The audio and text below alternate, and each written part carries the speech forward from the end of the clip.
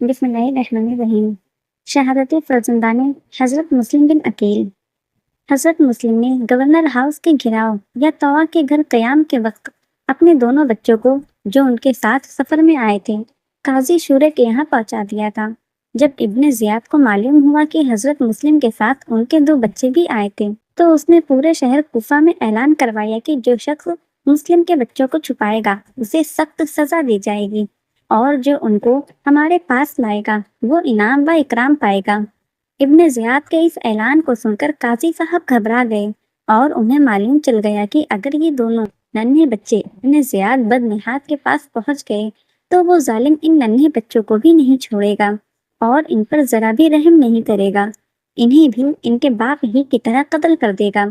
قاضی صاحب نے ان دونوں بچوں کو ابن زیاد سے بچانے کے لیے، اور کوئی دیکھ نہ لے کہ بچے قاضی صاحب کے یہاں ہیں، انہوں نے ترنت دونوں بچوں کو تیار کیا اور اپنے بیٹے اسد سے کہا کہ بیٹا، آج باب العراقین سے ایک قافلہ مدینہ منورہ کی طرف جانے والا ہے، ان بچوں کو لوگوں سے اور ابن زیاد کے سپاہیوں سے چھپا کر لے جاؤ اور اسی قافلہ میں کسی محب اہل بیت کے سپرد کر دو، اور کہہ دینا کہ ان کو بحفاظت مدینہ منورہ پہنچا دیں۔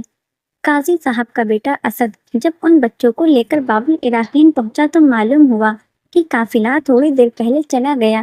وہ بچوں کو لے کر اس کی راہ پر بڑی تیزی کے ساتھ چلا، اور جب قافلہ کی گرد نظر آئی تو بچوں کو گرد دکھا کر کہا، دیکھو وہ قافلہ کی گرد نظر آ رہی ہے، تم لوگ جلدی جا کر اس میں مل جاؤ، میں واپس جاتا ہوں۔ یہ کہہ کر وہ واپس چلا گیا اور بچے تیزی کے ساتھ چلنے لگے، مگر تھوڑی دیر بعد گرد غائب ہو گئی اور انہیں قافلہ نہ ملا۔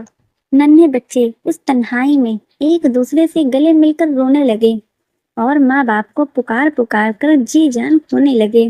اس وقت ان بچوں کے ساتھ اس میدان میں کوئی نہ تھا، تنہا 2 ننھے بچے روتے اور اپنے ماں باپ کو یاد کرتے۔ ابن زیاد بدنہاد کا اعلان سن کر مال و زر اور انعام کی ہوس رکھنے والے سپاہی بچوں کی تلاش میں نکل پڑے، اور انہوں نے کوفہ کا چپا چپا چھان ڈالا، آس پاس کے علاقے میں بھی ڈھونڈتے رہے، اور بہت ڈھونڈنے کے بعد انہوں نے بچوں کو پا لیا۔ ترنت ان بچوں کو اپنے انعام کی خاطر ان کی جان کی بھی پرواہ نہ کی، اور ان دونوں کو پکڑ کر ابن زیاد کے پاس لے گئے۔ ابن زیاد نے جب بچوں کو دیکھا تو اس نے حکم دیا کہ ان بچوں کو جیل میں رکھا جائے، جب تک امیر المومنین یزید سے پوچھ نہ لوں کہ ان کے ساتھ کیا سلوک کیا جائے، تب تک یہ جیل میں ہی رہیں گے۔ جیل کا داروغہ مشکور نامی محب اہل بیت تھا، اسے بچوں کی بے کسی پر بہت ترس آیا، اس نے فیصلہ کر لیا کہ بچوں کی جان ہر حال میں بچانی چاہیے، چاہے اپنی جان چلی جائے۔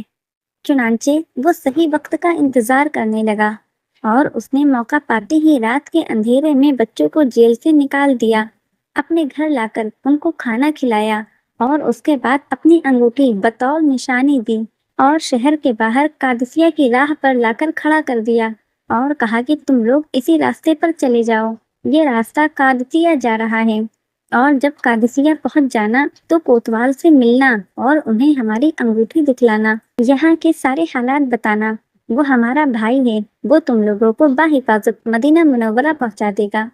اتنا کہہ کر وہ واپس آ گیا، اور دونوں بچے رات کے اندھیرے میں سنسان راہ پر قادسیہ کی راہ پر چل پڑے، مگر چونکہ انہیں بھی اس ننھی عمر میں شہادت سے سرفراز ہونا تھا، اس لیے وہ راستہ بھول گئے اور رات بھر چلتے رہے۔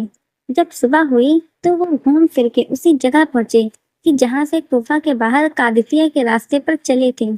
جب ان کو معلوم ہوا کہ وہ واپس اسی جگہ پہنچ گئے ہیں تو ننھا سا کلیجہ خوف سے دہل گیا کہ کہیں پھر کوئی نہ پکڑ کر ابن زیاد کے پاس پہنچا دے۔ دونوں بچے کافی ڈرے ہوئے تھے، ان کو قریب میں ایک پوکھلا درخت نظر آیا اور وہیں ایک کنواں بھی تھا۔ دونوں بچے اسی درخت کی آڑ میں جا کر بیٹھ گئے۔ تھوڑی دیر بعد جب لونڈی پانی بھرنے آئی اور ان بچوں کو چھپے ہوئے بیٹھے دیکھا تو قریب آئی اور ان کے نورانی چہروں میں شان شہزادگی دیکھ کر کہا، شہزادو، تم لوگ کون ہو؟ یہاں کیسے چھپے بیٹھے ہو؟ انہوں نے کہا کہ ہم یتیم و بے کس ہیں اور راہ بھٹکے ہوئے مصیبت زدہ مسافر ہیں۔ لونڈی نے کہا کہ تمہارے باپ کا کیا نام ہے؟ باپ کا لفظ سنتے ہی ان کی آنکھوں سے آنسو جاری ہو گئے۔ اس نے کہا، غالباً تم لوگ مسلم بن عقیل کے فرزند ہو۔ اب دونوں بچوں سے رہا نہ گیا اور وہ پھوٹ پھوٹ کر رونے لگے۔ اس لونڈی نے کہا، غم نہ کرو، میں اس بیوی کی لونڈی ہوں جو محب اہل بیت ہے۔ آؤ چلو، میں اس کے پاس لے چلتی ہوں۔ دونوں صاحبزادے ایک امید کے ساتھ اس کے ساتھ ہو لیے۔ لونڈی ان کو اپنی ملکہ کے پاس لے گئی اور سارا واقعہ بیان کیا۔ کیونکہ لونڈی کی ملکہ محب اہل بیت تھی، اسے صاحبزادوں کی تشریف آوری پر بے انتہا مسرت ہوئی۔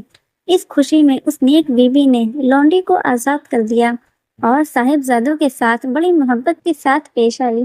انہیں ہر طرح تسلی و تشفی دی کہ فکر نہ کرو، اور لونڈی سے کہا کہ ان کی تشریف آوری کا راز پوشیدہ رکھنا اور یہ راز میرے شوہر حارث کو بھی نہ بتانا۔